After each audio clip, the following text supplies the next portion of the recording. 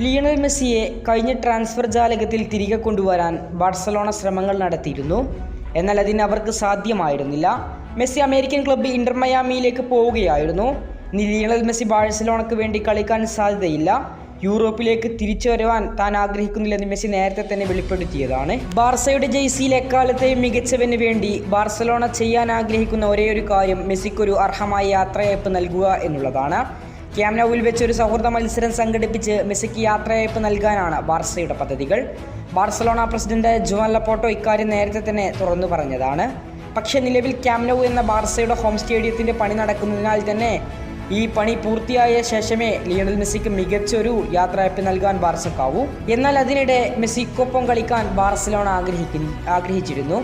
സമ്മറിൽ Inter മയാമിക്കെതിരെ ഒരു സൗഹൃദ മത്സരം കളിക്കാനായിരുന്നു ബാർസയുടെ പ്ലാനുകൾ. അവർ മിയാമിയെ സമീപിക്കുകയും ചെയ്തു.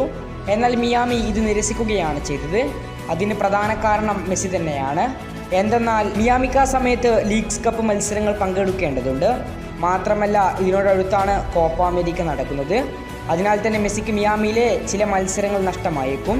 ആവശ്യമായ വിശ്രമം മെസ്സിക്ക് നൽകേണ്ടി. അതുകൊണ്ട് തന്നെയാണ് ഈ സമയത്ത് ബാർസലോണയുമായ ഒരു സൗഹൃദ മത്സരത്തിന് ഇന്റർ മയാമി ഒരുങ്ങാത്തതും. ബാർസയുടെ ഈ അഭ്യർത്ഥന മിയാമി നിരസിക്കുകയാണ് ചെയ്തത്.